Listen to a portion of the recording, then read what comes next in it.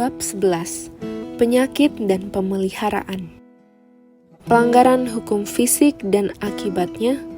Penderitaan manusia telah begitu lama berlaku sehingga manusia melihat keadaan sakit, penderitaan, kelemahan, dan kematian dini sebagai nasib manusia yang sudah ditentukan. Penyakit akibat penyebab alamiah. Banyak orang mengeluh kepada Tuhan karena ketidaknyamanan dan kesusahan yang mereka derita. Padahal ini adalah pasti akibat dari perilaku mereka sendiri. Mereka sepertinya merasa bahwa mereka diperlakukan buruk oleh Bapa. Padahal mereka sendiri yang bertanggung jawab atas penyakit yang mereka derita. Apakah penyakit-penyakit ini didatangkan ke atas umat manusia melalui pemeliharaan Bapa?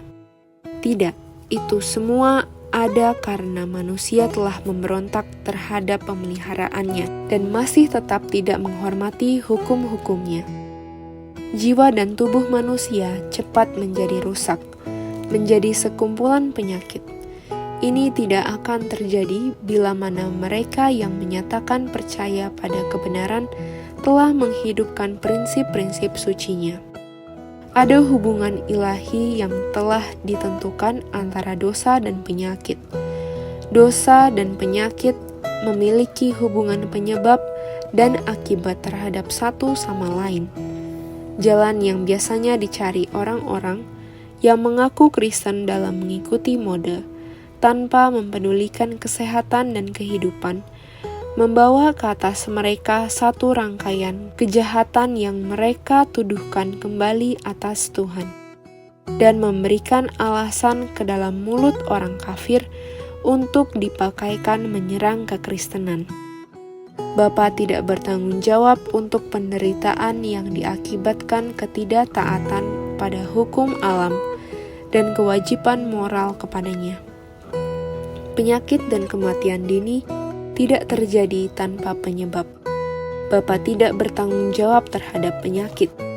Ketika berdiri di samping kuburan anak-anak mereka, orang tua yang dirundung duka melihat kehilangan mereka sebagai takdir khusus dari Bapa.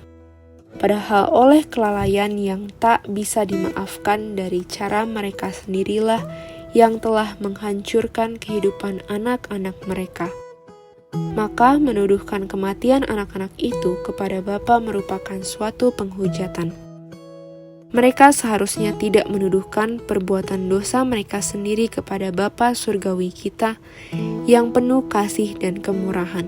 Ia tidak ingin membuat sedih atau mendukakan anak-anak manusia. Para ibu lambat belajar bahwa penderitaan dan kematian anak-anak mereka adalah akibat dari cara mereka sendiri. Mereka tidak bijak terhadap permasalahan tentang bagaimana hidup mencegah penyakit dan kematian dini. Betapa mengerikan. Para ibu adalah para pembunuh anak-anak mereka sendiri dan berduka cita atas kematian mereka sendiri dan berusaha keras didamaikan dengan Bapa yang mereka pikir telah membuat mereka duka cita.